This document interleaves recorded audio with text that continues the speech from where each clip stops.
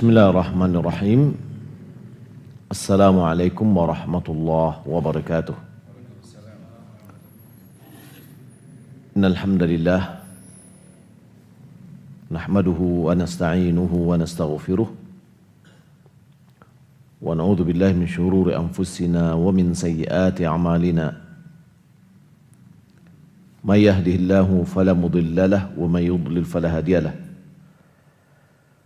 Asyhadu an la ilaha illallah wahdahu la syarika lah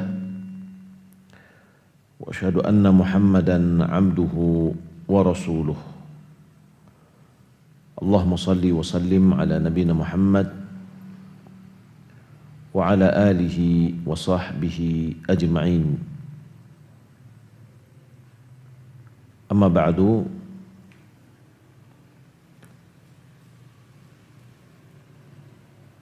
Kaum muslimin dan muslimat rahimani wa rahimakumullah, alhamdulillah, segala puji bagi Allah Subhanahu wa taala yang senantiasa mencurahkan nikmat dan karunia-Nya kepada kita. Salawat dan salam semoga dan anugerah dari Allah Subhanahu wa taala kepada Nabi kita Muhammad sallallahu alaihi wasallam. Allahumma shalli ala Muhammad wa ala ali Muhammad.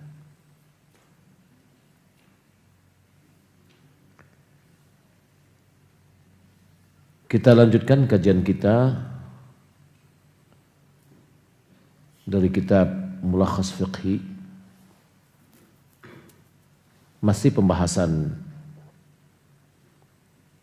riba.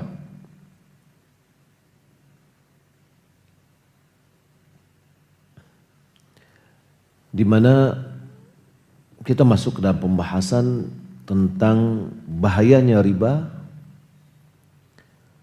dan ancaman terhadap riba itu.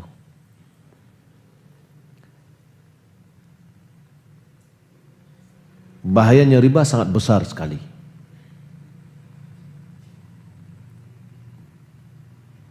Kita tidak mungkin untuk terhindar dari bahaya itu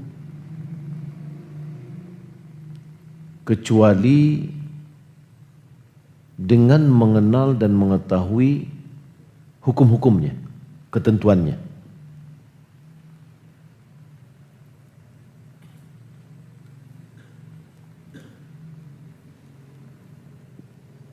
Sebagaimana orang Arab mengatakan, araftu syarra la li syarri walakin li tawaqqihi. Aku mengenal keburukan bukan gara-gara buruknya, akan tetapi agar untuk menghindarinya. Seorang tidak akan bisa menghindari buruk kalau seandainya dia tidak mengenal itu buruk. Wa man lam ya'rif asy-syarra minal khairi waqa'a fihi.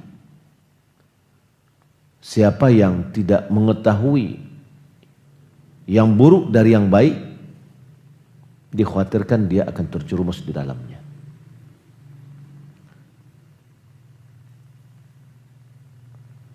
Orang yang tidak mampu mengenal hukum-hukum riba itu dengan sendirinya, nggak bisa dia mencari, nggak bisa dia membahas, maka wajib baginya untuk bertanya kepada orang yang berilmu tentang itu.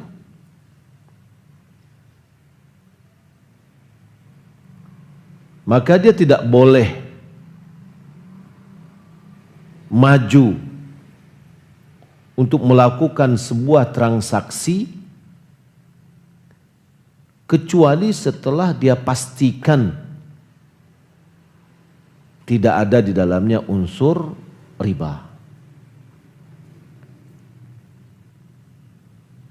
Itu apa gunanya? Agar dengan demikian selamat agamanya dan dia terhindar dari azab Allah yang telah Allah ancam terhadap orang-orang yang melakukan tindakan riba. Tidak boleh bagi kita untuk mencontoh orang pada perbuatan yang mereka lakukan tanpa ilmu. Nggak boleh kita ikut-ikut. Wala taqfu ma laysa laka bihi ilm. Jangan kamu mengikuti sesuatu yang kamu tidak ada ilmu di dalamnya. Inna sam'a wal basara wal fuad kullu ulaika kana anhu mas'ula. Sesungguhnya pendengaran, penglihatan, hati masing-masing itu akan diminta pertanggungjawabannya.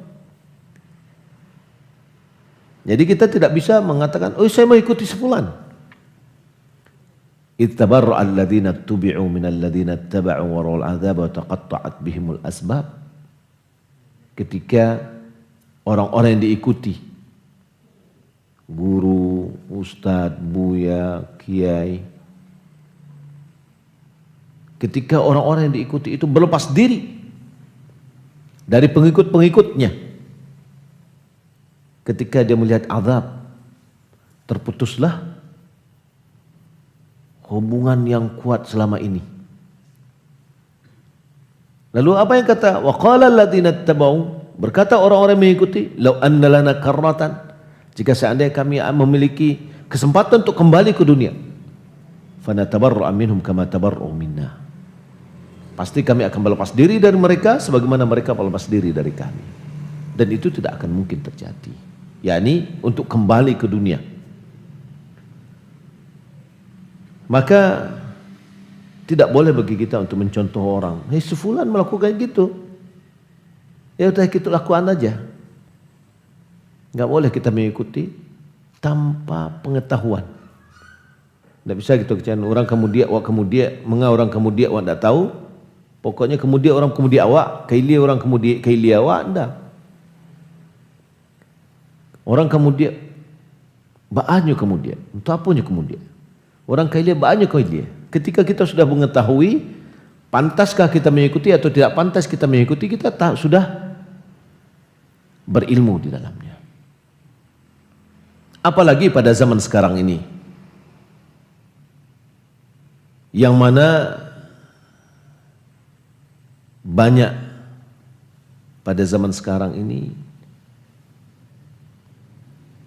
tindakan yang tanpa menghiraukan jenis dari sumber mata pencaharian. Ya. Pokoknya dia masuk ke rekening. Ya. Kan ada sekarang tuh.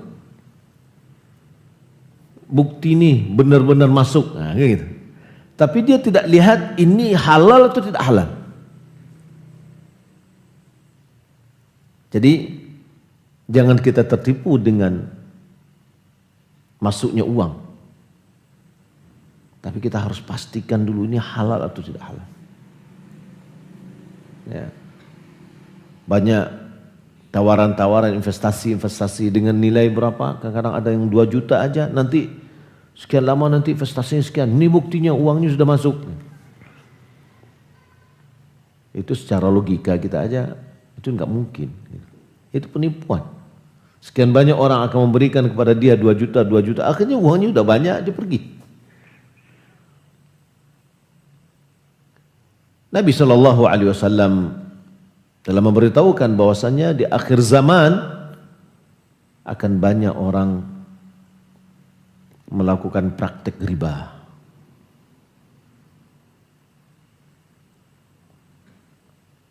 Orang akan banyak terkena riba.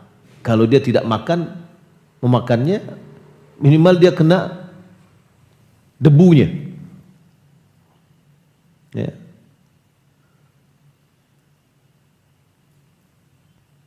Bapak Ibu dimulakan oleh Allah Subhanahu wa taala. Di antara bentuk transaksi ribawi, transaksi riba pada zaman-zaman ini ya adalah melipat gandakan hutang kepada orang yang berhutang. Rentenir. Ya. Sekarang iklan kadang-kadang kita lihat HP ada aja iklan. Apa? Pinjaman online. Ya, dihitungnya hanya 300 perak misalnya gitu. Ya, pinjam butuh uang 5 juta, nanti dalam sebulan hanya 300 perak. Ada orang yang coba baru 1 bulan sudah puluhan juta lipat gandanya. Ya, nanti diancam dan bermacam-macam. Rentenir. Ada satu daerah yang kita pergi dan termasuk juga yang terkena gempa ya di Pasaman itu. Dari Jorong itu ada lebih dari 90-an kakak yang tidak meminjam rentenir 3 orang atau 3 keluarga. Selebihnya rentenir. Ada yang 2, ada yang 3, ada yang 4. Sampai-sampai kita dapatkan dari laporannya ada musola, uang musola yang direntenirkan.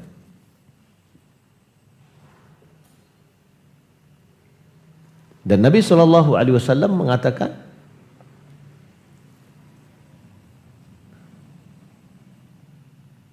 "Idza dhahara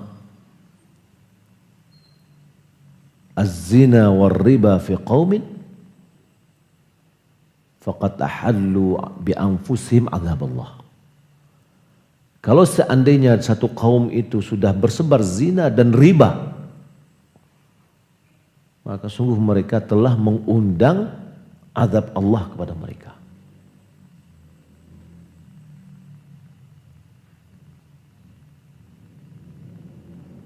Maka rentenir ini apabila dia tidak mampu untuk membayar, maka hutangnya bertambah-tambah. Sesuai dengan ya waktu yang dimintanya lagi. Nggak bisa hutang, ya tambah uangnya. Akhirnya kadang tergadaikan, semuanya tidak, hilang keberkahan. Inilah riba jahiliyah. Dialah riba yang diharamkan secara ijma' kaum muslimin. Sepakat kaum muslimin. Berdasarkan hadis Nabi, berdasarkan firman Allah dan hadis Nabi. Nah, kita lihat pengharaman riba itu adalah mulai dari surah Al-Baqarah ayat 275. Ya. Alladzina ya'kuluna riba la yaqumuna illa kama yaqumu alladzi yatakhabbathu syaitanu minal mas. Orang yang memakan riba, dia tidak mampu berdiri dari kuburannya nanti ketika dibangkitkan. Kecuali berdirinya itu bagaikan orang yang kerasukan setan. Bagaimana orang kerasukan ke setan? Gak bisa berdiri. Saya pernah melihat ada ikhwan pada saat itu jadi timpa. Ya, pas sedang berdiri jatuh, mau diri jatuh.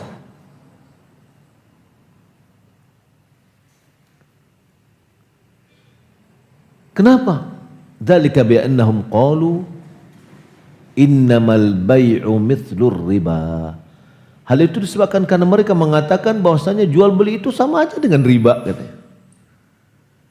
Jual beli dapat untung, riba juga dapat kelebihan. Lalu Allah katakan, wa halallahu al-bai'a wa harrama riba. Allah halalkan jual beli, Allah haramkan riba. Nah, kini kita harus tahu nih, apa itu jual beli? Jual beli adalah memindahkan hak kepemilikan barang dengan diberikan ganti rugi. Ada barangnya, dipindahan, lalu diberikan ganti ruginya.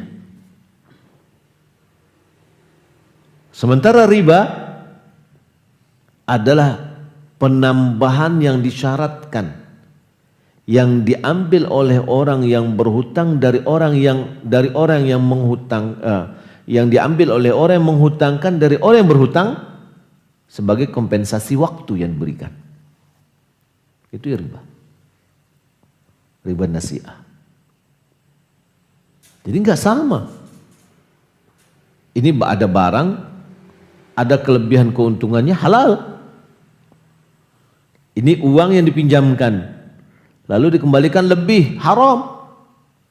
Karena ini adalah riba. Faman ja'ahu mau'izatun min rabbih fantaha. Siapa yang datang kepadanya nasihat dari Tuhannya, dari Rabbnya, lalu dia berhenti dari perbuatan ribanya, falahu ma salaf. Baginya apa yang telah berlalu. Uang yang dikumpulkannya dari riba, rumah yang dibuatnya dari hasil riba, dan seterusnya usahanya yang sudah dilakukannya dari riba. Waktu dulu dia tidak tahu. Kemudian sekarang dia sudah tahu, berhenti dia. Maka kata ulama itu adalah halal bagi dia. Sebagai kompensasi dia mau mendengar nasihat dari Rabbnya. Berhenti.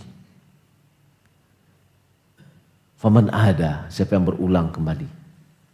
Lah tahunya dengan haram, lalu diulang juga dia.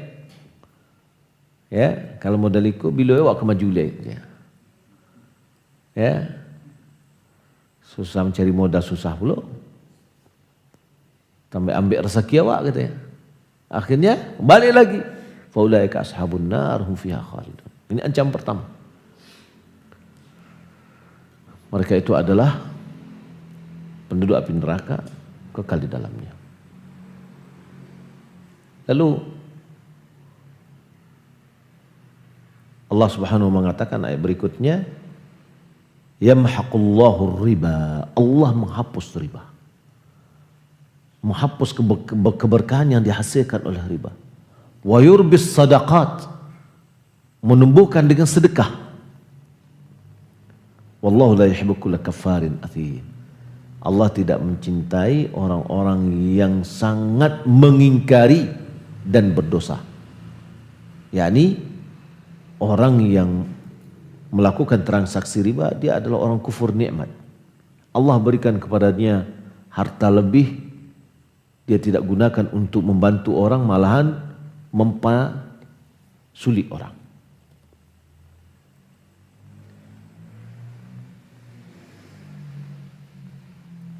Dosa riba ini melebihi dari dosa judi. Kenapa? Karena riba ini ya pasti orang kaya mengambil harta orang miskin. Ya. Sudah tersapi diambil alih. Ya enggak? Karena tidak akan mungkin orang dalam riba ini orang miskin ngambil harta orang kaya. Tapi kalau judi boleh jadi orang miskin sama orang miskin, orang kaya sama orang kaya, atau orang kaya dengan orang miskin dari orang kaya.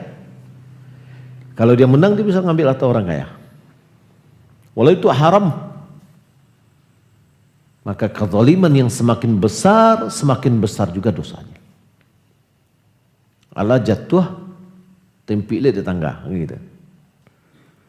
Sudah terjepit, susah, dia harus ngasihkan uang lebih lagi kepada orang kaya.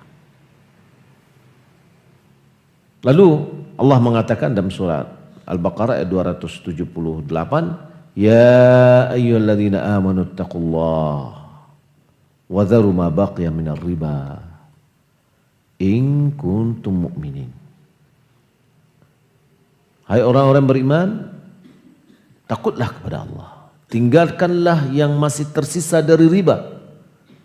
Jika kalian beriman, fa illam taf'alu, apabila kalian tidak lakukan, fa'dzanu biharbin minallahi wa rasulih, maka proklamirkan, iklankan perang menghadapi Allah dan Rasulnya. Ya.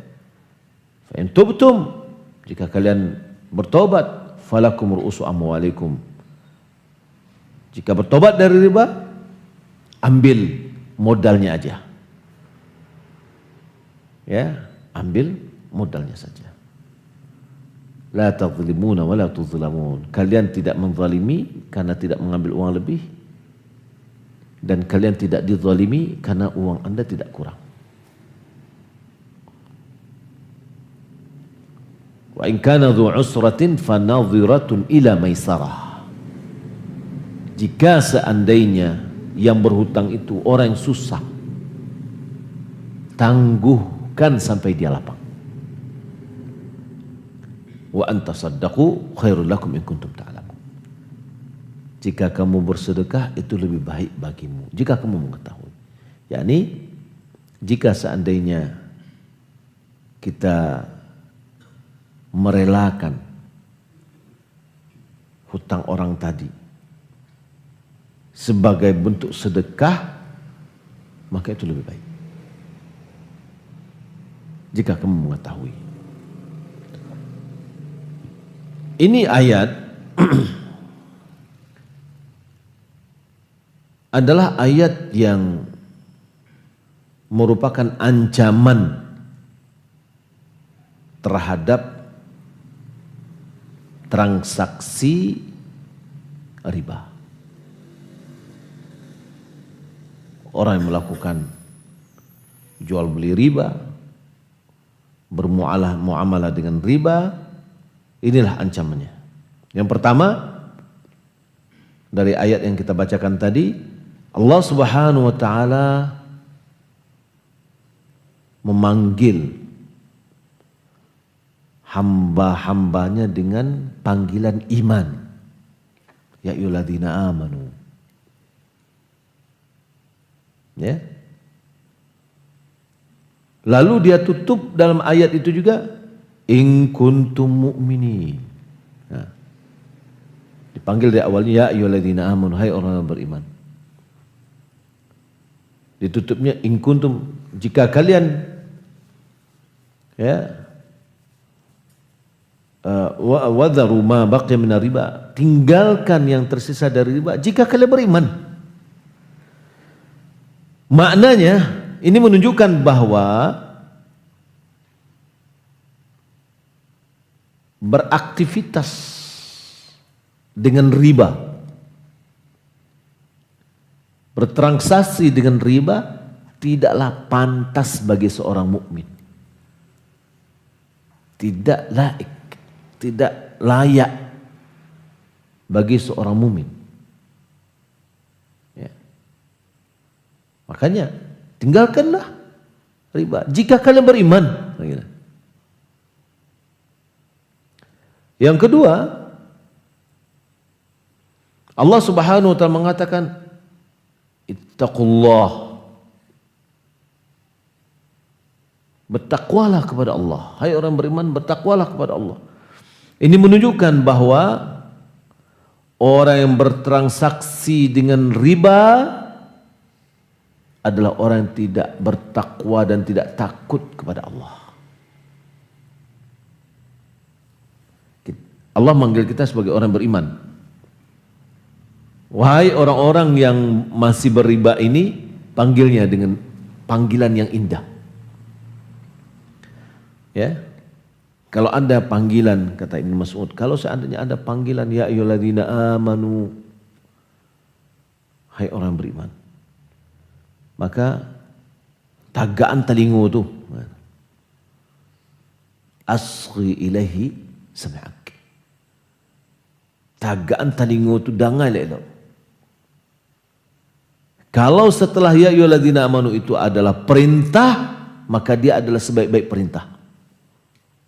Apa perintah di sini? Bertakwalah kepada Allah, itu satu. Yang kedua, tinggalkan riba. Itu perintah. Kalau makna larangannya, jangan lakukan riba, gitu. Maka kalau dia perintah adalah sebaik-baik perintah, kalau seandainya larangan, seburuk-buruk perbuatan yang dilarang.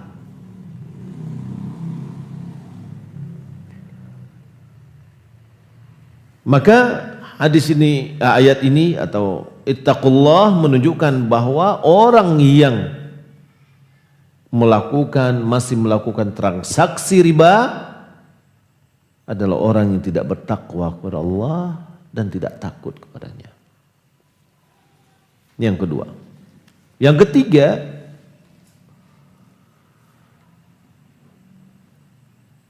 firman Allah mengatakan wadharu ma baqiya minar riba. Tinggalkan, utruku, tinggalkan yang tersisa dari riba. Ini adalah perintah untuk meninggalkan riba. Dan perintah memberikan makna wajib. Al-amru yufidul wujub. Ini menunjukkan bahwa orang yang melakukan transaksi riba adalah orang yang telah membangkang kepada perintah Allah. Wajib meninggalkan riba. Malahan dia melakukan riba. Berarti dia membangkang kepada Allah Subhanahu wa taala.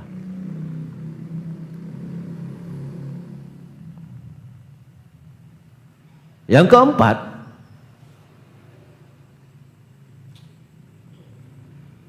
Allah Subhanahu wa taala mengiklankan atau mengumumkan perang terhadap orang yang tidak mau meninggalkan transaksi riba. Artinya apa? Orang yang tidak mau meninggalkan riba, Allah dan Rasulnya akan memeranginya.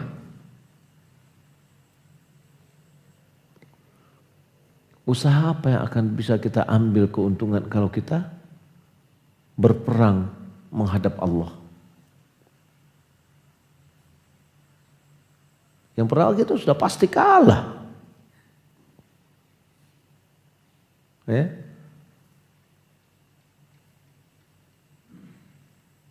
Maka dalam sebuah hadis Nabi SAW mengatakan bahwa orang yang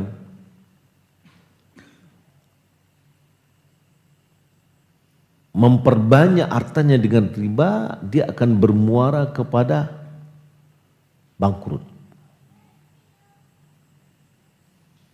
Akan bermuara ke bangkrut. Coba lihat, sebenarnya orang yang melakukan transaksi riba, meminjam, hartanya semuanya sudah tergadai.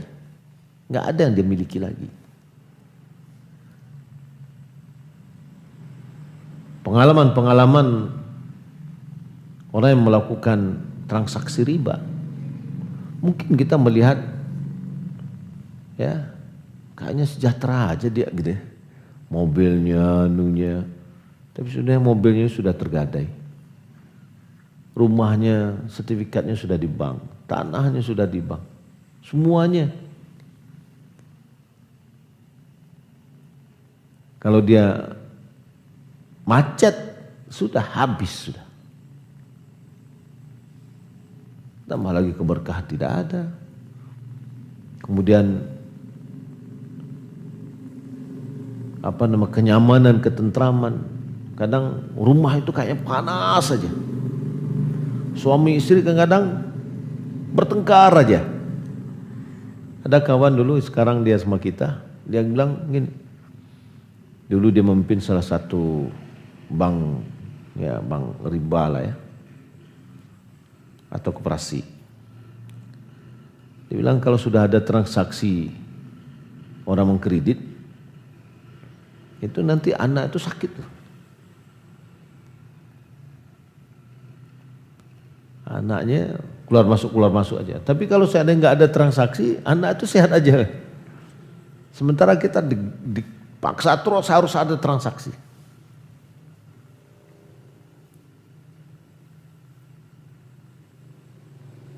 Allah Subhanahu wa taala mengatakan fa illam taf'alu ay fa illam tatrukur riba, jika kalian tidak meninggalkan riba, fa'dzanu biharbin minallah wa rasulih ay i'lamu annakum tuharibuna Allah wa rasulah. Ketahuilah bahwasanya kalian memerangi Allah dan Rasulnya. Pasti kalah, pasti kalah. Ya. Yang kelima, orang yang melakukan transaksi riba atau orang yang melakukan riba, dia dinamakan dengan sebagai orang yang zalim. Orang yang melakukan pelaku zalim dia. Allah katakan,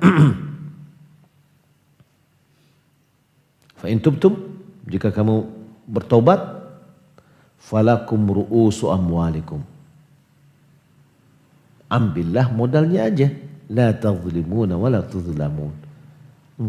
Kalian tidak menzalimi kalau mengambil modalnya saja. Tapi kalau mengambil riba, berarti kalian menzalimi. Ya, zalim, jatuh kepada zalim. Apa itu zulm? Meletakkan sesuatu bukan pada tempatnya. Orang miskin yang seharusnya kita pinjamkan dana karena Allah berikan kelapangan kepada kita, kita pinjamkan dia. Kalau kita tidak bisa memberinya, minimal ada kita pinjamkan. Itu tempatnya. Sekarang tidak. Kita ambil uangnya. Ya, ini adalah zulm. Dan sebagaimana kita sebutkan tadi, kezalimannya lebih besar lagi. Di antara bentuk muamalah transaksi riba adalah pinjaman dengan berbunga. Pinjaman dengan berbunga. Yaitu dengan meminjamkan sedikit dari harta yang disyaratkan ketika mengembalikannya dikembalikan lebih banyak dari apa yang dipinjam.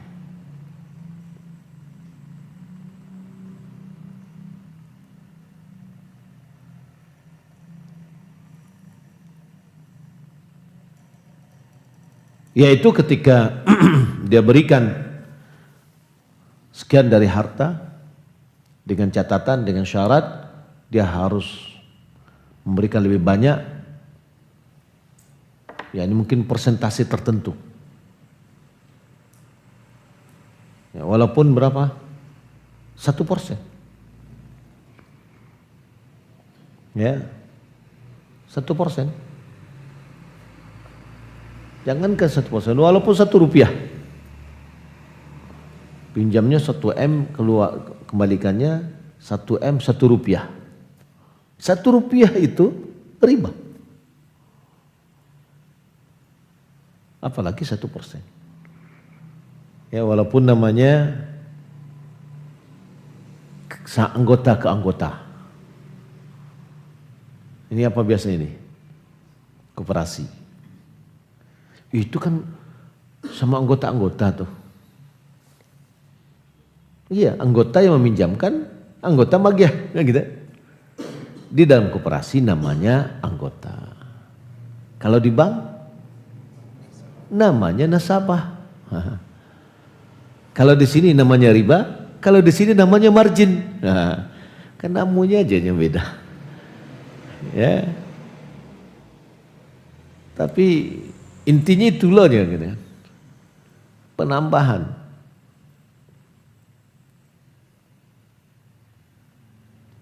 Inilah yang terjadi di perbankan. Ya. Malahan itu bunga tadi adalah riba yang betul-betul nyata. Dan dari MUI sudah dikatakan bank konvensional itu udah riba.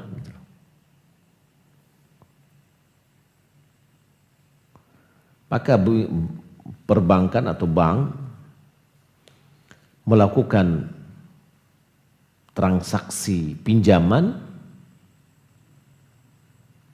antara lembaga bank dengan individu-individu atau lembaga-lembaga lain yang membutuhkan, ya, baik itu orang-orang adalah pedagang-pedagang.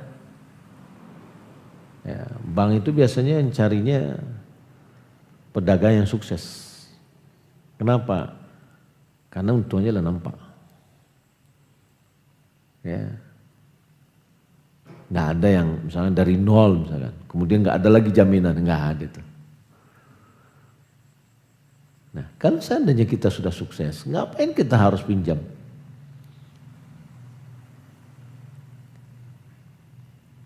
Kita meminjam, sebenarnya kita sudah memberikan keuntungan kita sendiri. Kita bekerja untuk mereka, ya, atau yang memiliki pabrik-pabrik atau memiliki produksi-produksi tertentu. Kepada mereka ini diberikan sejumlah harta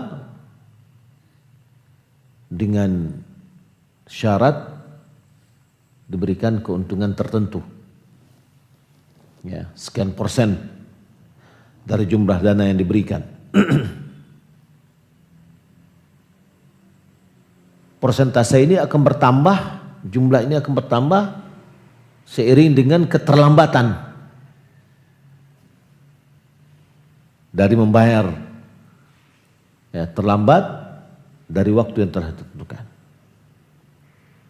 Maka dalam sisi ini berkumpullah dua jenis riba. Riba fadl dengan riba nasi'ah. Ya. Dipinjamkan, dikembalikan lebih, itu adalah riba fadl.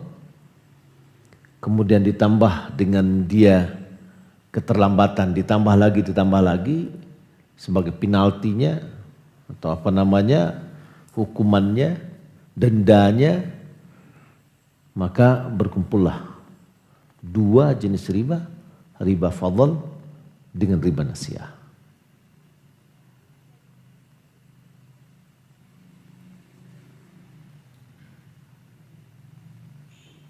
Begitu juga dalam bentuk riba, muamalah riba adalah yang terjadi di sebagian bank adalah deposito. Ya, meletakkan harta kita dengan jumlah tertentu, tetap di situ, ya, pada waktu tertentu, kemudian bank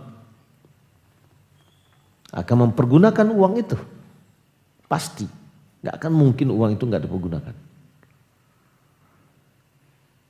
Maka bank akan memberikan keuntungan bunga atau ribanya, ya, dengan persentase tertentu seperti 10% atau 5% atau berapa gitu, ya, sesuai dengan tapi nggak sampai sekian lah, kayak sangat tipis sekali.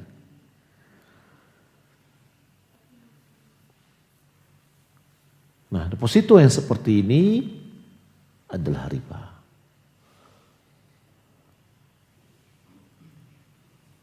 Di antara transaksi riba adalah bai' al-'inah, jual beli inah, jual beli barang dengan metode tertentu. Gimana? Dia menjual barangnya dengan harga berjangka kepada seseorang, kemudian dia beli kembali dari orang tersebut dengan harga yang lebih rendah secara cash. Ya, contoh gini, dia punya motor. Dia jual motor ini ke si A dengan harga, taruhlah misalkan harga 15 juta. Selama 1 tahun misalkan. 15 juta 1 tahun dijual. Berarti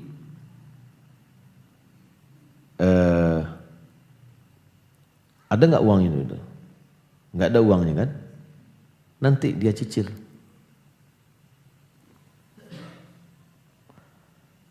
Setelah itu, setelah dia jual, dia beli kembali.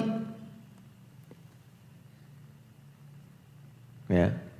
Atau misalkan dia beli gitu ya. Dia datang ke sini gini. Pak, saya beli ya motor Bapak dengan harga 15 juta selama setahun. Oke. Sudah oke, ya kita sepakat. Lalu setelah selesai, lalu dia bilang, sekarang motor ini kan udah saya punya saya nih. Motor ini saya jual kembali kepada Bapak dengan harga 10, ya, tadi 15 juta, sekarang 10 juta. Cash.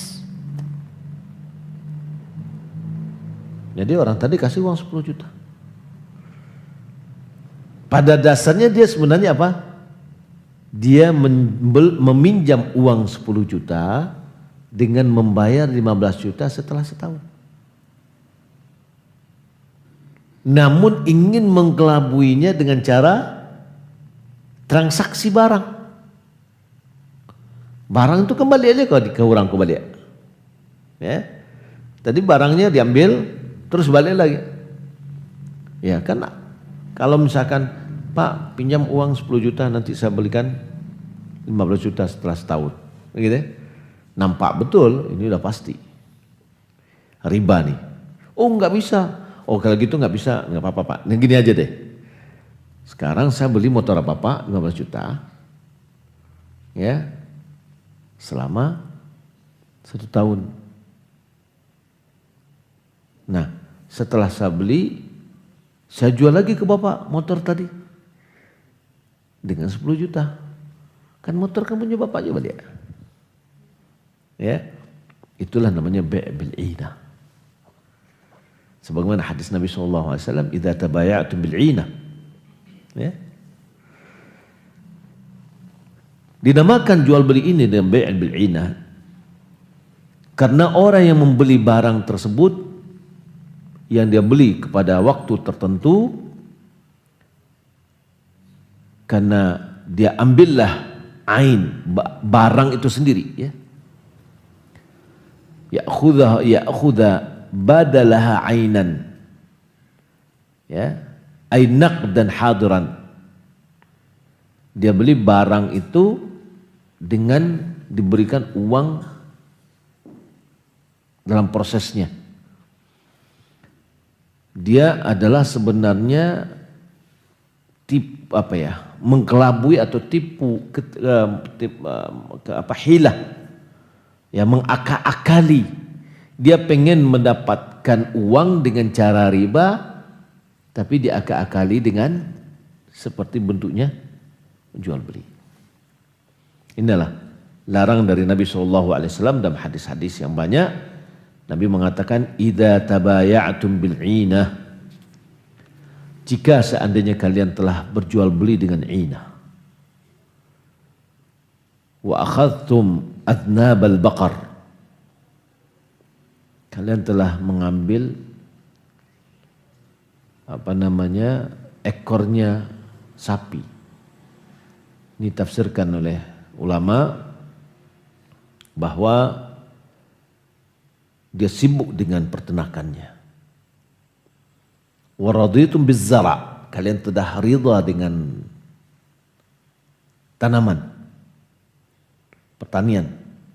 Wa taraktumul jihad, kalian telah meninggalkan jihad. Salatallahu alaikum dhullan la yanzi'uhu hatta tarji'u ila dinikum. Allah akan menimpakan kepada kalian kehinaan sampai kalian, Allah tidak akan cabut sampai kalian kembali kepada agama kalian. Hadis dari Abu Dawud, Rasulullah SAW mengatakan, ya'ti ala nasi zamanun yastahiluna riba bil bai'. Akan datang pada satu zaman kepada manusia yang mereka menghalalkan jual beli dengan menghalalkan riba dengan jual beli.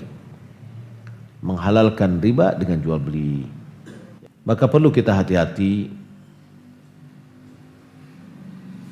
Jangan sempat ada unsur riba yang masuk di dalam transaksi kita, sehingga bercampurnya riba dengan harta kita. Karena memakan riba dan bertransaksi dengan transaksi riba merupakan dosa-dosa besar.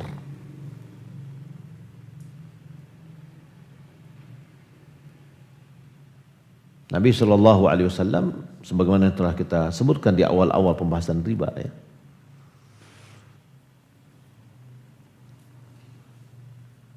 Jabir bin Abdullah dia mengatakan, la'na Rasulullah SAW akila riba wa mukilahu wa katibahu wa mukilahu wa katibahu wa syahidai wa qalahum sawa. Rasulullah melaknat orang yang memakan riba. Memakan riba berarti orang yang memberikan pinjaman dan dia mengambil uang lebih. Wa mukilahu yang menyuapnya, yang memberikan riba itu. Wa katibahu yang menulisnya. Wa syahidahi dua orang saksi. Termasuk di sini saksi itu kan untuk penegasan. Biasanya di sini adalah notaris. Wa qala hum sawa. Nabi mengatakan semuanya sama-sama dosanya. Walaupun dia tidak makan.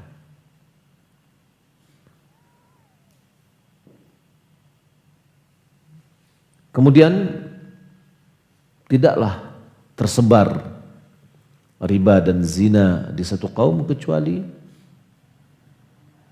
akan muncul, akan nampak, akan tersebar di tengah-tengah mereka kefakiran. Sekarang ini susah kita mencari orang yang mau meminjamkan. Sebab meminjamnya pasti minta apa dia ambuh, ya. Akhirnya main gadai, ya, minjam uang digadain petang kerambi. Enak. Selama piti itu lembah dia, kerambi itu turun terih. Kalau dihitung hasil kerambi lebihlah dari banyak piti yang dipinjam. Tambahlah piti yang tadi ambil cash, dinilailah dengan ameh. Belipe-lipe.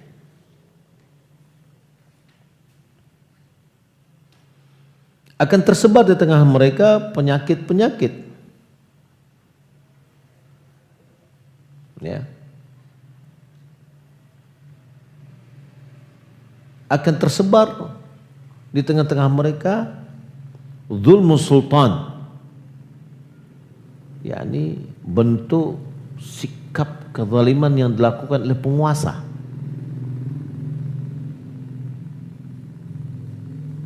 Karena itu akan konsekuensinya itu. Ketika kita sudah bermaksiat kepada Allah, maka Allah akan uji kita dengan, di antaranya adalah dengan penguasa.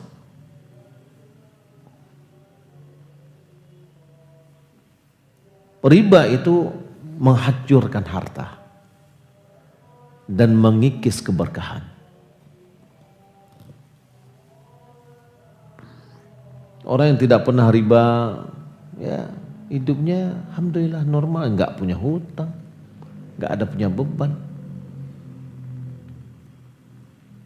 Mungkin saya pernah ceritakan bahwasanya ada salah seorang kawan kita Dia bilang, Ustaz, ambu kini ko lah bebas katanya. Senang ada pikiranmu. Betul. Ambu nak ada punya riba lagi. Kadang-kadang kadai ko mututi 15 hari je. Sampai apa namanya nduk sambangnya yang menitip apa sampai mengambil barang, angku ko masih menggali tu ndak lagi je kan.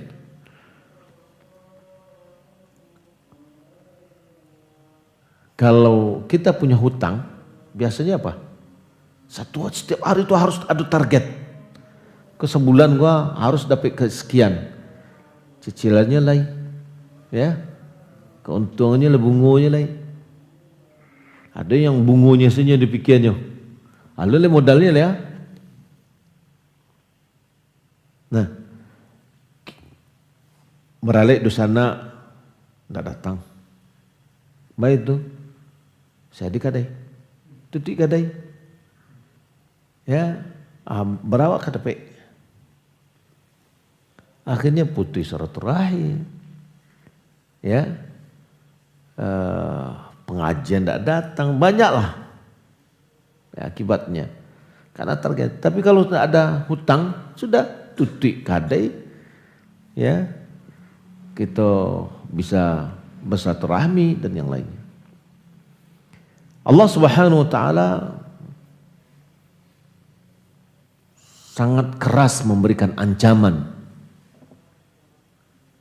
kepada orang yang memakan riba. Allah Subhanahu wa taala jadikan orang yang memakan riba itu atau memakan riba itu merupakan kekejian yang sangat besar dan dosa yang sangat besar.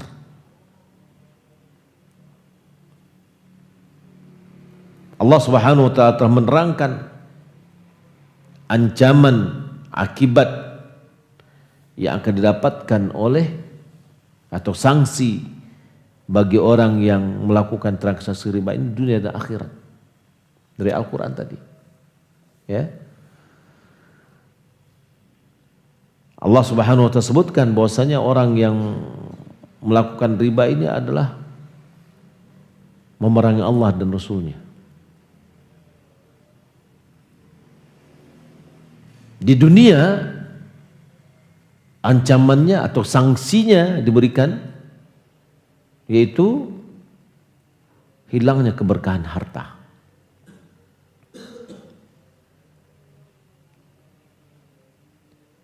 Dan terancam harta itu menjadi mudah untuk hilang, binasa. Jadi ada kawan tuh yang cerita dari usaha awal dari murni harta halal sampai dananya sampai 1,5 M, usahanya bagus, ya.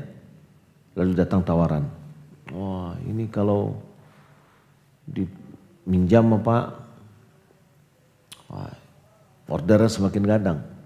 Kalau nggak salah sampai dia dipinjamin 10 M. Ya, bulan pertama besar, Mang. Bulan kedua, tahun pertama, tahun kedua hebat gitu. Tahun ketiga, ya dari tahun pertama itu dia waktu itu buka usaha distributor semen, ya dari hulu ke hilir dia yang menguasai.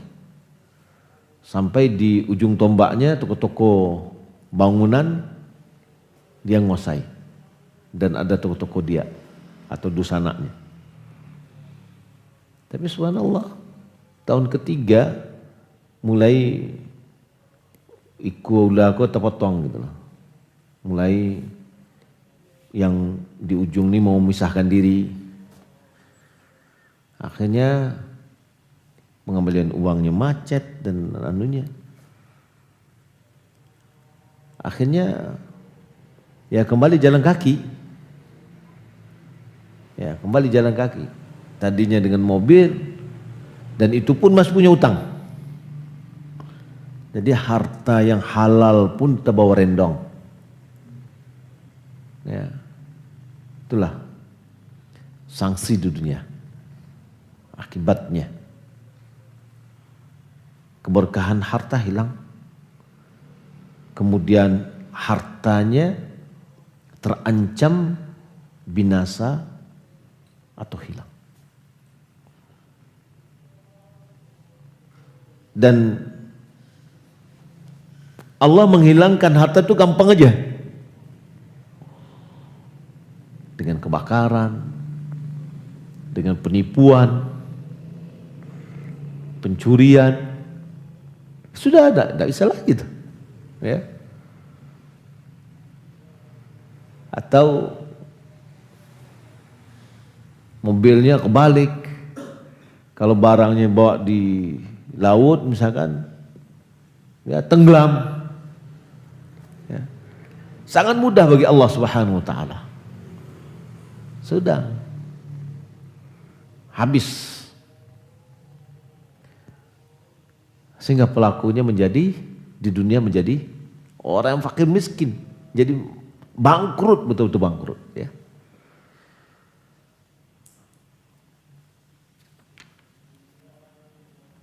Maka apabila harta ribawi itu masih ada disimpannya, maka uang riba itu nggak ada berkahnya. Banyak, tapi mudah hilang, habis, tanpa berbekas.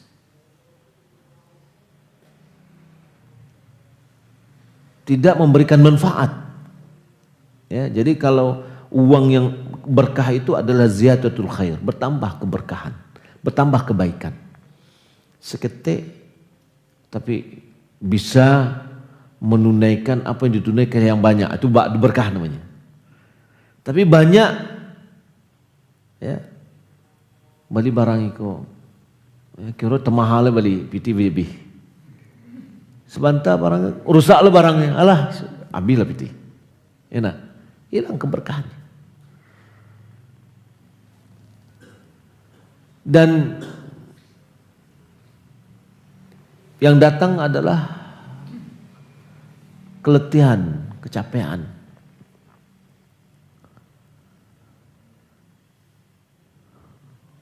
Orang yang bertransaksi riba, dia adalah orang yang dibenci oleh Allah dan tidak disenangi oleh makhluk. Ya, rentenir itu ada enggak orang menyukai rentenir? Enggak ada ya. Pasti.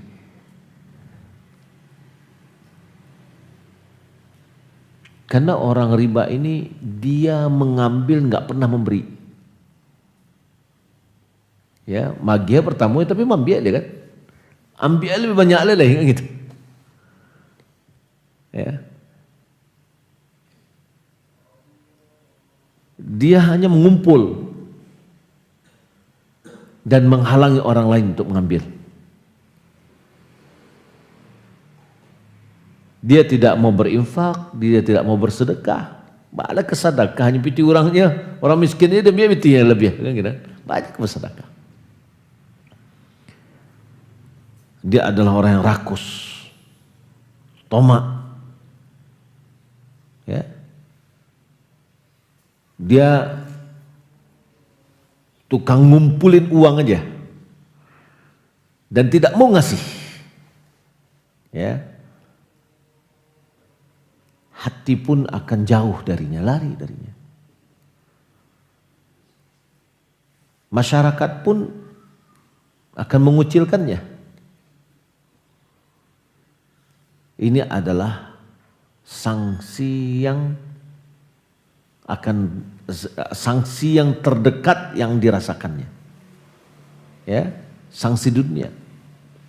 Kemudian sanksi di akhirat lebih keras lagi dan lebih abadi.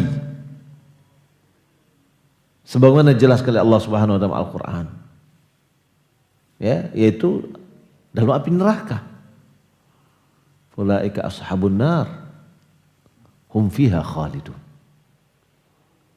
Mereka itu adalah penduduk api neraka dan mereka kekal di dalamnya.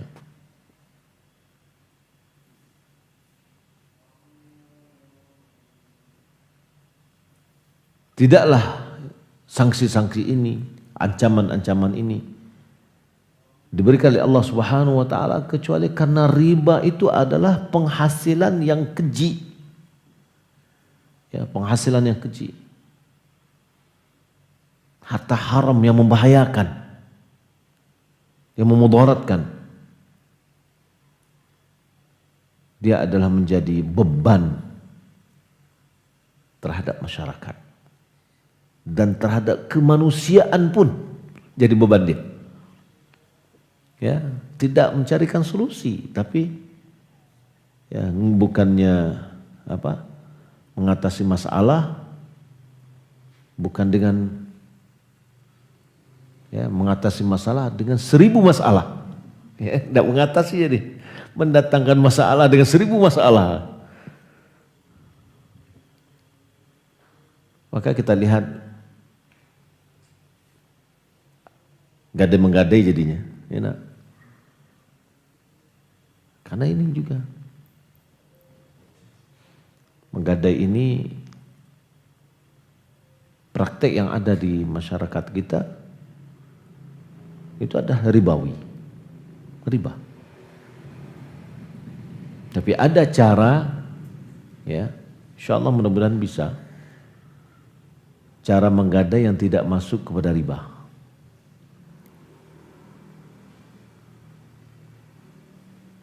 Yaitu dengan menjual sebagian dari nilai harta kita. Wah caranya tuh. Sawah wakna, kalau yang ada kan gini. Sawah digadaikan. Pitinya diambil, sawah wak diambilnya. Selama pitinya Jawa, sawah diolah gitu kan. Berarti uang yang dipinjamkan ini punya faedah, itu memakai sawah. Sekarang enggak, kita jual sebagian sawah ini tanpa ditentukan nilai, tanpa ditentukan batasnya. Jadi istilahnya menjual saham yang ada pada sawah ini. Dia jual misalkan 60%. 40% masih punya dia. Berarti 60% punya orang yang ngasihkan uang ke kita. Uangnya halal dan barang ini halal. Ini namanya barang musya'. yakni barang yang berserikat dua orang tanpa ditentukan mana bagian tumpak tanahnya. Lalu diolah. Saya menjalankan bisa. Apakah yang pemilik pertamanya mengolah atau yang kedua yang mengolah, silakan aja. Mereka berserikat di dalam kepemilikan tanah itu. Lalu kalau seandainya dia tidak bisa, kalau yang punya ini yang tadi membeli 60% ini mau jual, dia harus minta izin dulu ke yang tetangganya. Ambo Pradu Piti, ambo ke menjual bagian ambo. Aku balik enggak? Ya? Oh enggak, berikan aja ke yang lain. Ya sudah, orang lain yang membeli bagian yang tadi. Tapi bagiannya belum ditentukan mana tumpaknya.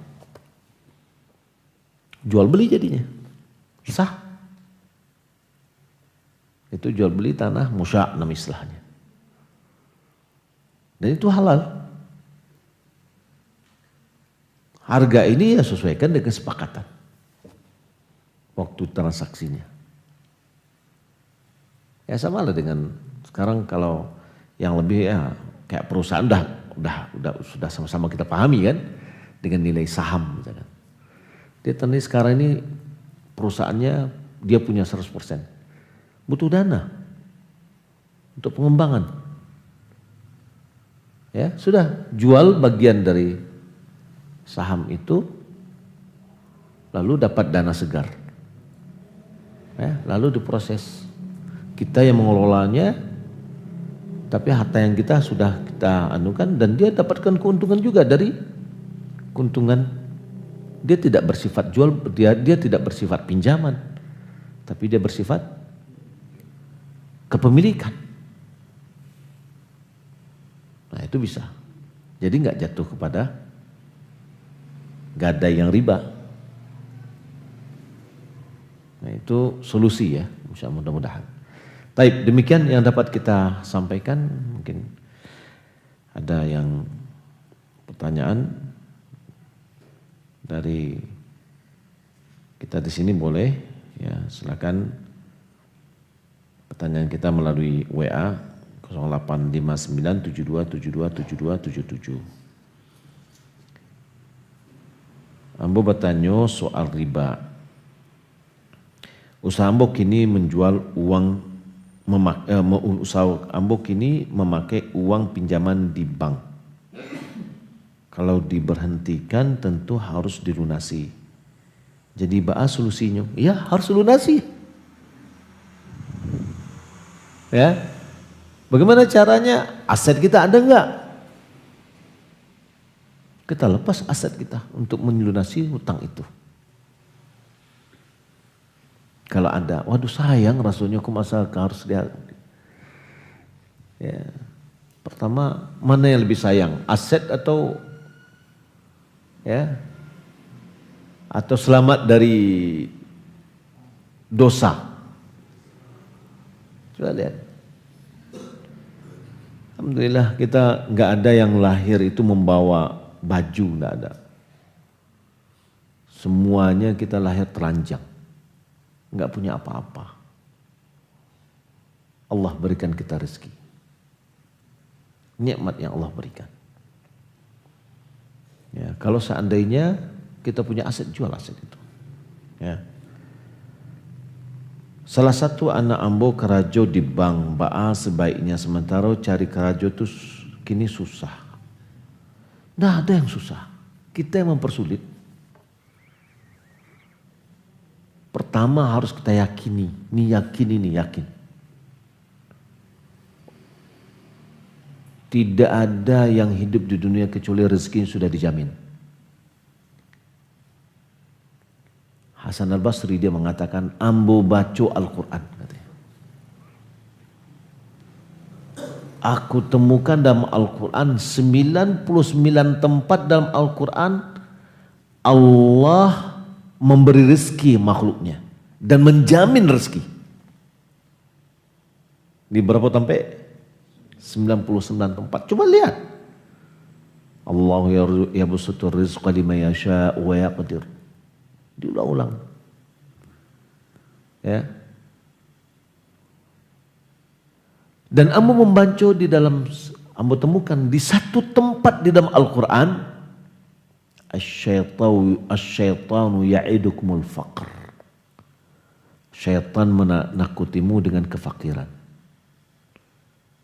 Di berapa sampai? C. Ma yang menang 99 atau C? Ya. Tentu 99 lebih menang daripada yang C. Tapi lain sikap awak. Wa syakakna fi qawli sadiq fi 90 mawdi'a. Ya. Kita ragu dengan firman Allah yang maha jujur yang 99 tempat. Ragu kita lai kada pe kerajo ko lai kada. Susah itu. Wasaddaqnal qaulal kadzib. Kita membenarkan perkataan pembohong. Siapa yang bohong? Syaitan. Hanya dia mengatakan di satu tempat dalam Al-Quran. Subhanallah. Ya. Banyak yang bisa lakukan. Apalagi zaman sekarang ini teknologi, ya jualan online dan ada. Siapa yang betul-betul bersungguh-sungguh ya,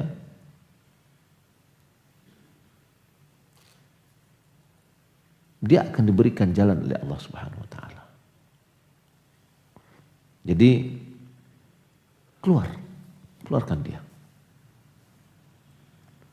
Selamatkan harta kita, selamatkan harta dia. Waduh, lawak keraju sekolah ni nyo untuk ekonomi sekolah nano. Ya. Ada seminar, katanya saya nggak pernah mengikuti itu, tapi dia mengatakan cara gila mencari uang, ya, cara gilo mencari uang.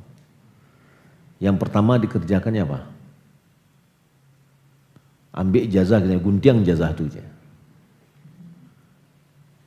Ya, kalau gunting ijazah gimana lagi? Tidak ada tawakalnya kepada ijazah lagi. Ya. Kalau didasari dengan apa namanya iman, ketawakalan kita kepada Allah Subhanahu wa taala. Ya, orang berdagang ini Masya Allah, ya, rasanya terasa nikmat Allah memberi rezeki itu nampak gitu. Kini wak belanja, orang datang lah alhamdulillah, karena lebar saki banyak, karena sekete. Semakin awak bersedekah terasa, aduh ya datang, aduh ya datang, aduh ya datang. Karena Allah Subhanahu wa taala janjikan, wa ma anfaqtum min syai'in fa huwa yukhlifu wa huwa khairur raziqin. Apa yang kamu infakkan berapapun, dialah yang akan memberikan gantinya, dan dia sebaik-baik pemberi rezeki. Kita membantu orang, ya, tak. Tapi kalau pegawai pada umumnya ya rasul-rasulnya langkawatlah taukuah. Ya. Nah jadi banyak sih, banyak. Ikuti seminar-seminar, ikuti apa yang bisa menambah pengalaman jaringan kita dan yang lainnya. Insya Allah, ya, berdoa selalu, apalagi orang tua mendoakan orang anaknya.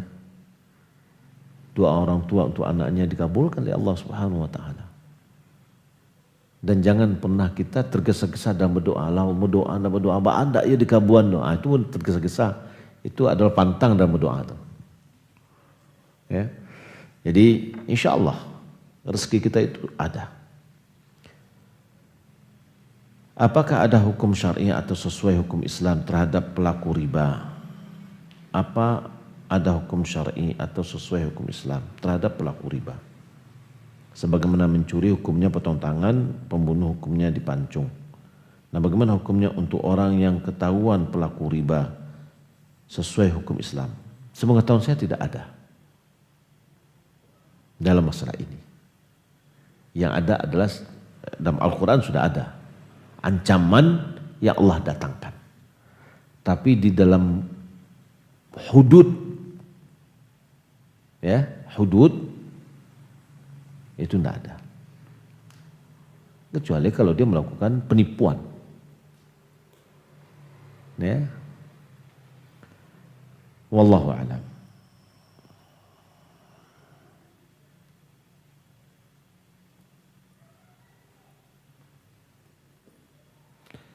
Bagaimana cara menasihati kawan-kawan di pasar yang suka bermain riba dengan meminjam uang yang dengan bank keliling, pinjam ke orang. Kalau sekira kita nasihati, dia membalikkan kepada kita, katanya kalau enggak minjam ke mereka, apa kamu mau meminjamkan saya? Apa yang harus saya perbuat, Ustaz? Nasihati dengan baik. Kita nasihat itu dengan sisi akidahnya, sisi ketawakalannya kepada Allah. Ini satu. Yang kedua, kalau seandainya kita punya kebersamaan dengan kawan-kawan yang lain, ya, subhanallah, ada penggiat-penggiat sekarang ini, penggiat-penggiat untuk meminjamkan uang tanpa riba. Ya tidak banyak-banyak dong.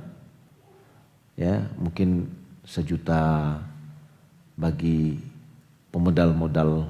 Kalau orang rentenir kan gini, Pai ka kada-kadayana agi piti 500. Kemudian dicicil 20 setiap hari. Ya datang ya setiap hari tu. Mengajar ke tampek kadai itu jangan nombek 20.000.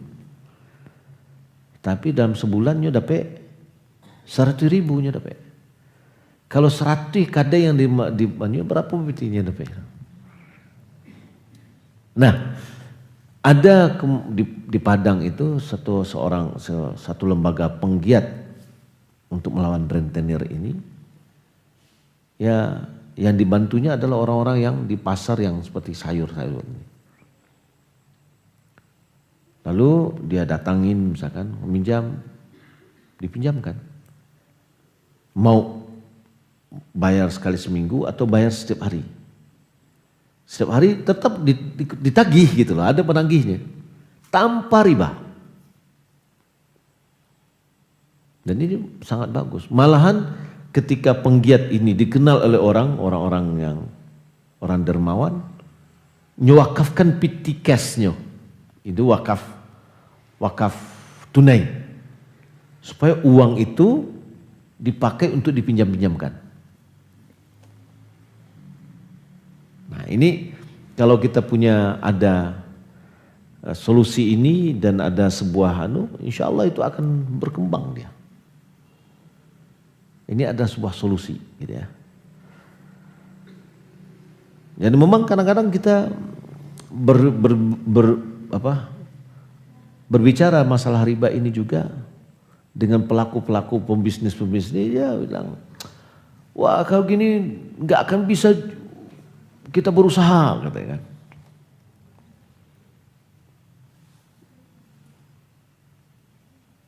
Kemudian kalau seandainya kita sudah bisa komunitas-komunitas, ada bikin semacam perkumpulan, ya, dan ini memang harus didasari oleh pertama kepercayaan, kemudian manajemen yang baik.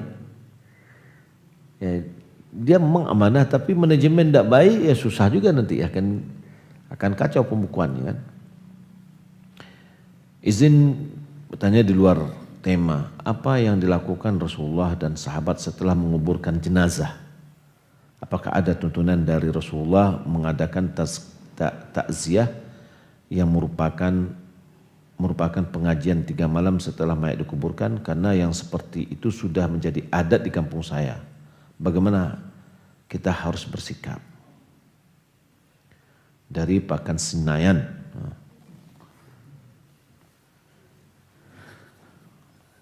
Baik.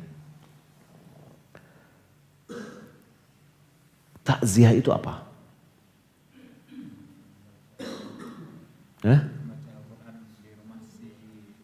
Itu siapa mendefinisikan itu?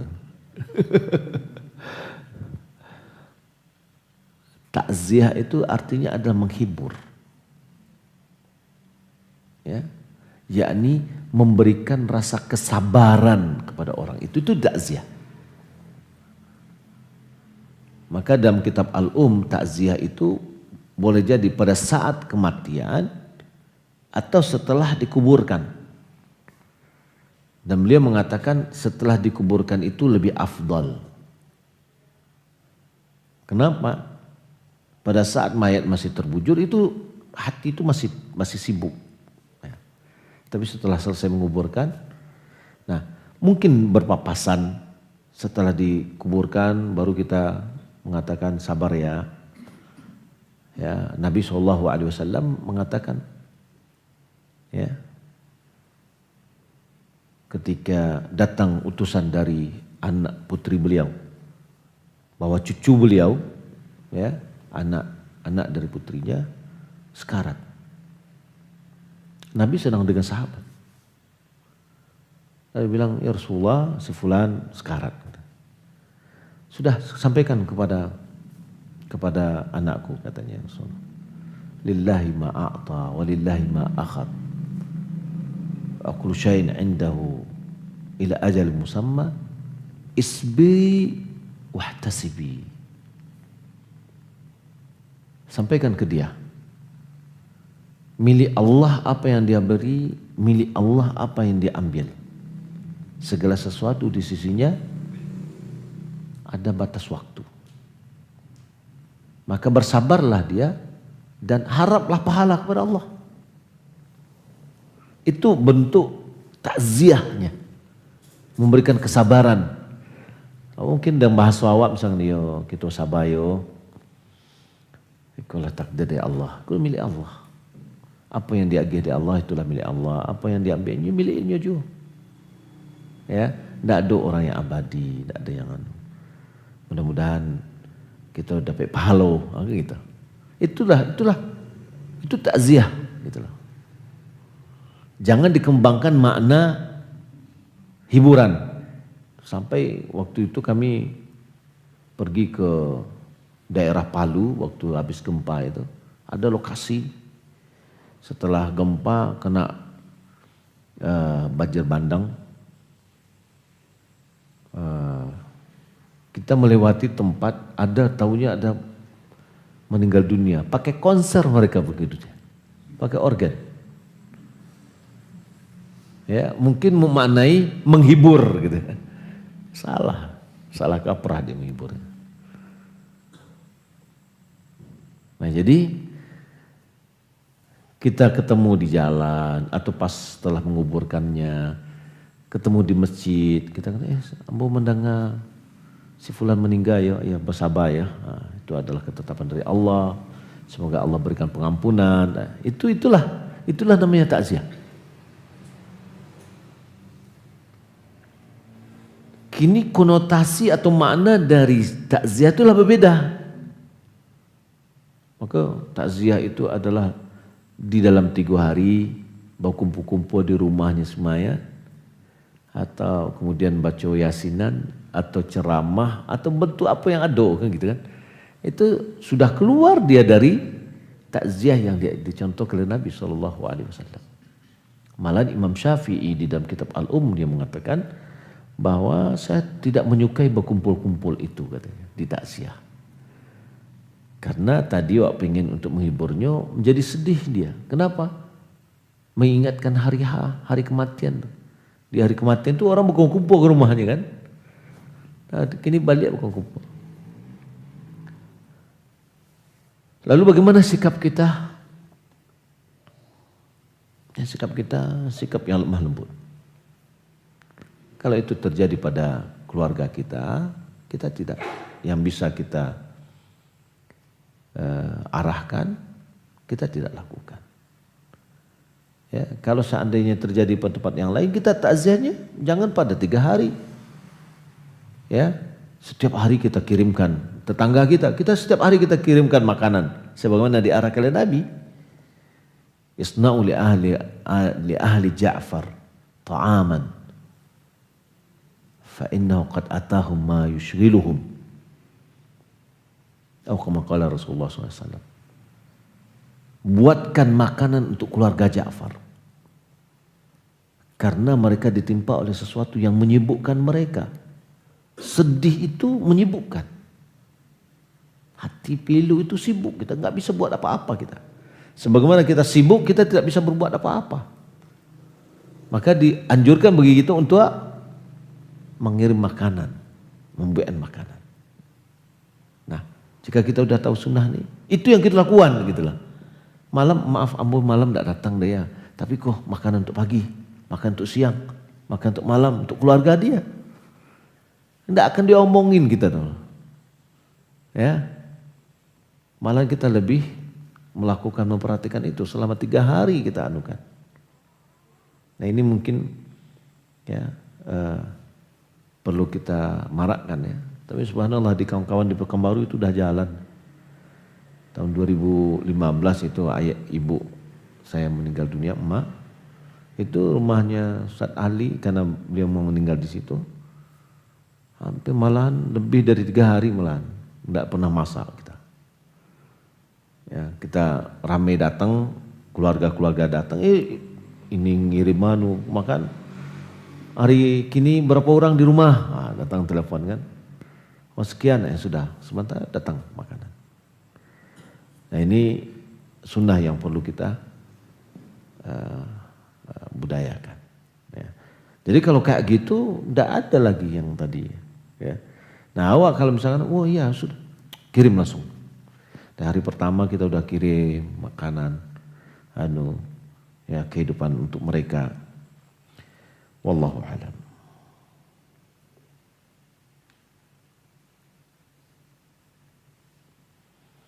Baik, ini pertanyaan dari Lumajang, Jawa Timur. Ustaz mau tanya, saya pedagang emas. Terkadang ada pembeli di toko kami tunai. Tidak selang lama kemudian barang tersebut dijual kembali ke orang lain dan saya lebih rugi. Saya beli rugi layaknya barang dijual. Namun terkadang aku tanyakan kepada yang jual, katanya dapat utang dari orang pertama yang membeli. Terkadang ada pembeli di toko kami secara tunai. Tidak selang lama kemudian barang tersebut dijual kembali ke orang lain. Jadi dia datang membeli barang tunai.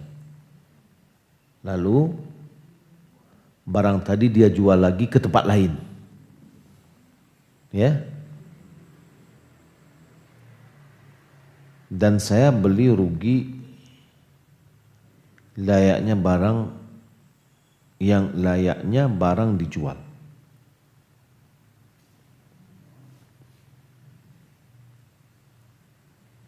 Namun terkadang aku tanyakan kepada yang jual, katanya dapat untung kayak dapat utang dari orang pertama yang membeli. Baik, saya kurang paham saya ya. Nah, tapi nanti bisa dilanjutkan lagi, mungkin komunikasi langsung aja. Pertama, barang yang sudah kita beli, lalu kita jual di tempat lain, ya, jual rugi, nggak mungkin juga ya.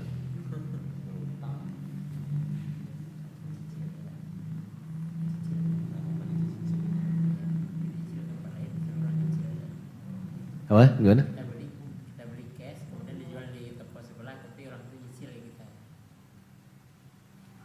Oh, emas kalau misalkan dicicil nggak boleh.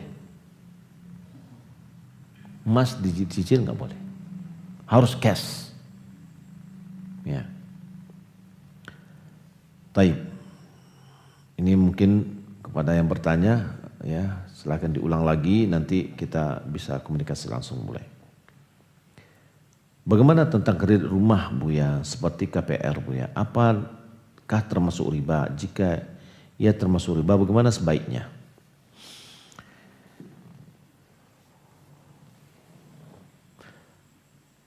Rumah sebenarnya seperti KPR itu bisa dijadikan dia tidak. Transaksi yang sekarang pada umumnya itu adalah riba. Tapi dia bisa dibentuk untuk tidak riba. Bagaimana caranya? Jual beli harga barangnya sudah ditentukan. Kita mau cicil berapa nih? 15 tahun. Berapa 15 tahun harganya? Kalau cash harganya misalkan 150. 15 tahun harganya 400 juta. Mau beli berapa? 400 atau 150? Kalau 150 ya sudah, kalau 400 ya sudah, bayarlah selama 15 tahun. Tapi sudah jelas dulu harganya. Dan tidak boleh ada penambahan. Tidak ada denda keterlambatan. Nah, sekarang enggak, harganya berapa? Harganya 150. Dicicil selama 15 tahun. Harus cicilan sekian, dihitung-hitung 15 tahun, tahunnya jadi 400. Ya. Nah, ini berarti dia menjualnya ada yang ditambah gitu loh.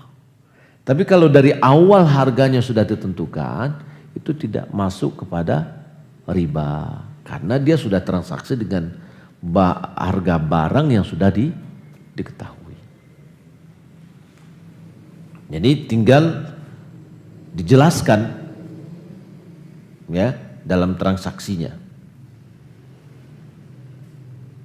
Walaupun kadang-kadang yang hampir mirip aja gitu. Ya sudah, yang sedikitnya itu yang membedakannya ya.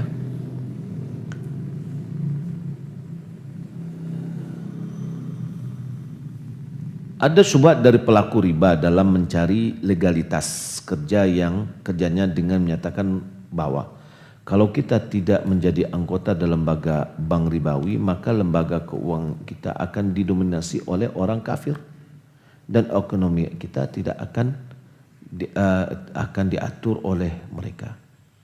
Apa jawaban kita terhadap pernyataan itu, Ustaz? Karena bisa saja dengan penyampaian itu ada saudara kita atau teman kita yang terpengaruh ikut jadi pegawai lembaga itu. Baik.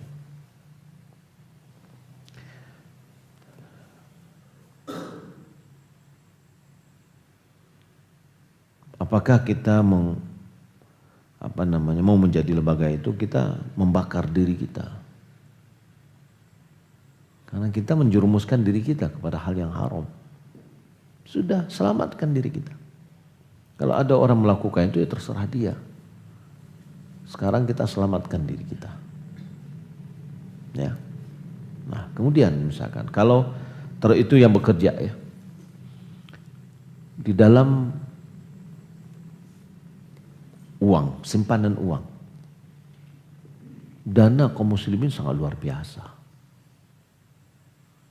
Ya, yang mengisi dana di bank itu ya orang Islam. Ya, kaum muslimin 85%. Hartanya berapa itu? Walaupun ada konglomerat katanya untuk satu orang itu mengalahkan sekian orang gitu ya. Tapi kan itu di harta dia, di bank dia juga dia taruh. Dan kita juga yang mensukseskan banknya. Sekarang di bank itu ada enggak berapa sih uang cash di bank? Katanya 5M kali atau 10M. Enggak ada uang cash dalam bank itu ratusan ribu M, enggak ada. Lalu uang kita yang tersimpan di situ udah berapa? Uang kaum muslimin nih, bukan uang satu orang gitu kan. Sebenarnya kalau seandainya kalau kaum muslimin betul-betul dia bersama-sama membuat suatu buah bank yang sesuai dengan sunnah, sepakat sesuai dengan syariat, sudah selesai sudah. Ya. Kemudian yang mempergunakan uang ini yang banyaknya siapa?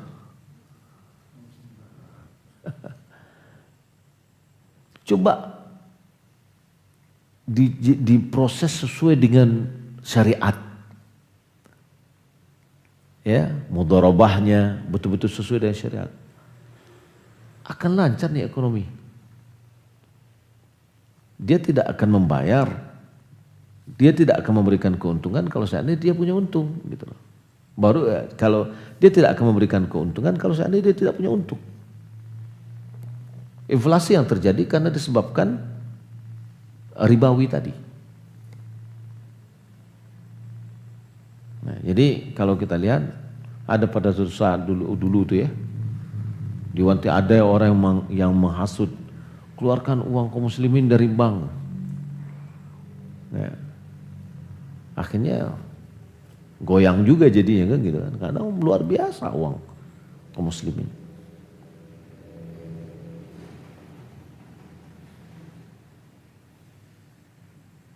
Anda digaji oleh tempat kerja melalui lembaga bank ribawi. Setiap bulan gaji masuk ke bank. Bagaimana sebaiknya secara membersihkan dari riba?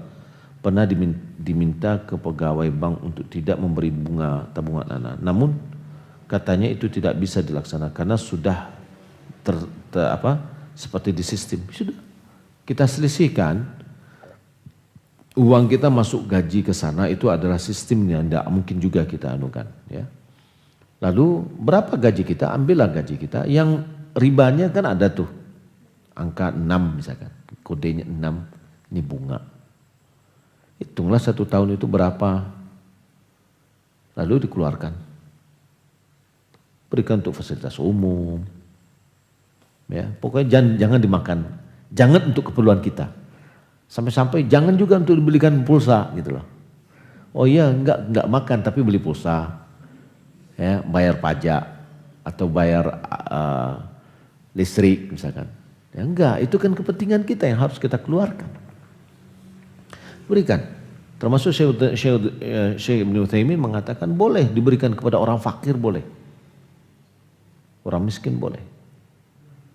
Ya, karena yang pasti kita tidak boleh memakannya. Kita berikan kepada orang lain atau kita sumbangkan, itu bukan dalam rangka mendapatkan pahala, tapi dalam rangka membersihkan harta kita dari harta yang haram. Tapi kalau kita niatkan untuk dapat pahala, dosa kita dapat. Ya, karena Nabi SAW mengatakan, la yaqbalullah salatan bighairi tahurin wala sadaqatan min ghululin. Allah tidak terima solat tanpa bersuci, dan Allah tidak menerima sedekah dari harta haram. Wallahu ta'ala alam, demikian yang dapat kita sampaikan. Pertanyaan masih banyak ya. Mudah-mudahan bermanfaat. Wassalamualaikum warahmatullahi wabarakatuh.